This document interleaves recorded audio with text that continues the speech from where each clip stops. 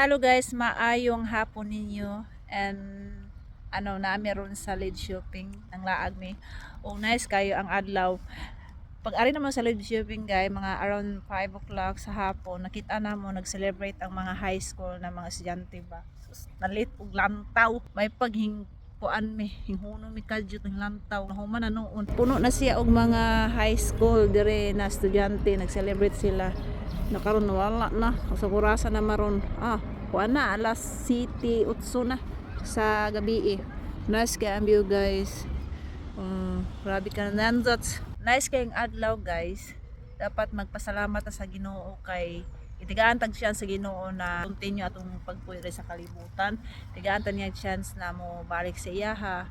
Then daghan mang problema sa atong kinabuhi, daghan man tagiagian, stress mga atong kinabuhi tungod aning kalibutan atong puyo na grabing daghan ng problema, pero kailangan tang mag-try na tong mag-positive na nang sing-sing. Ana. Kita na. Ayos ko na sila nga na sila magkuhan na sila guys ka mag-celebrate sa ilang graduation ba. Europa magigas kay lahi na sila mag-celebrate og kanang umas sa eskwela o high school. I don't know lang sa college ka pang kita og kana bang graduation sa college o high school ra siya. So na mag-inom na sila pag mag-graduation, party. Say magsingit-singit, magdala tong mura og different color. Bibo kay sila. So by the way, asa ba tong giing ganina ha, na distract ko ga konti. Pasensya na. I mean, kanabang sa ako ang giingon ninyo na daghan man tag problema sa atong kinabuhi, dapat try nato i-positive. Lisod man kay mag-positive. Usahay man negative gid nga to ang una basta daghang problema, especially daghan kay nahita mo sa kalibutan, hay gubat, kalisod ang mga tao, daghan nanarado ng mga business tungod na di na kaya. Dayon usa pay tawag ani basta nagkagubot na ang kalibutan, pero mamata ka sa kabuntagon, gitigaan pag another chance sa Ginoo, ipamata ka sa Ginoo sa buntag sayo, plus nindot kay ang kanang adlaw, dapat magpasalamat ta guys. So try na tong magpositive, unsa man tong giagian taga-adlaw guys, at tulong i-surrender sa Ginoo, man siya ra may makahatag nato og peaceful sa tuang hunahuna og kasing-kasing. Dili niyo i-carry tanan ang mga problema niyo kay iyon ang Ginoo na siya mutabang sa atua, dili ta mag-worry taga-adlaw, kailangan mag-focus na sa iyaha, nanara siya everywhere, basta wa man na siya gapalayo na to guys, kita ra naglayo niya siya gahulat ra na siya kanos aka mobalik sa iyaha. So si God nara na sa atua, nara na sa side na to siguro, bisag asa na si God magulat ra na siya na mobalik ta. So ana na siya guys, then stress man kaay sa tanan guys, surrender sa Ginoo. Mara gyud ako ang masulti niyo guys, surrender ra gyud niyo ang mga problema ninyo sa atong pinaka powerful na Ama sa langit, kay siya man nagkontrol tanan, siya man nakabalo sa past nato, sa present and the future. So kailangan positive lang ta guys. Ako bisag usahay mag negative ko, usahay po magyong kong tapo mas negative kay ana mga negative na thinking guys, sige ka na sa demonyo, ginahan po na sila, party po na sila, kay abi nilang na ano sila kalabang nakontrolan nila imong kinabuhi. Don't allow them control imong kinabuhi.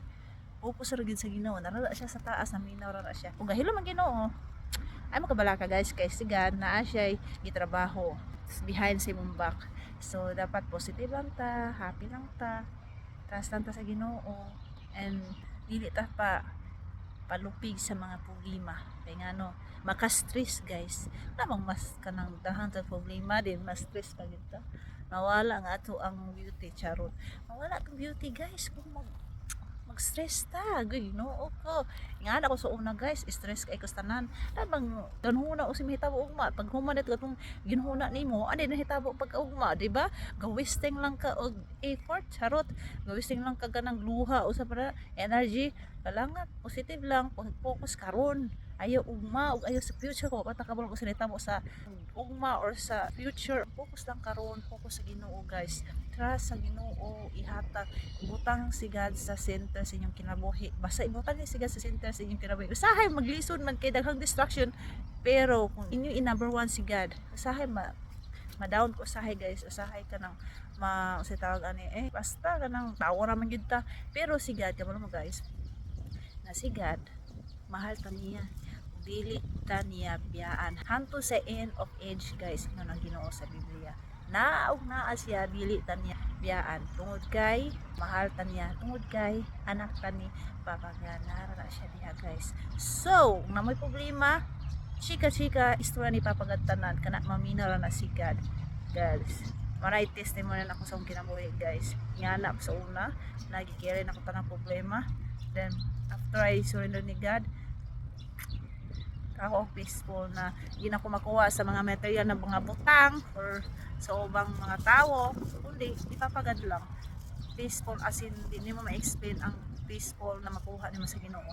Bas bisag dahang problema around the world, nariya po ng peaceful guys. Grabe si Papa God. I hope na amoy na learn, and guys, talk to him.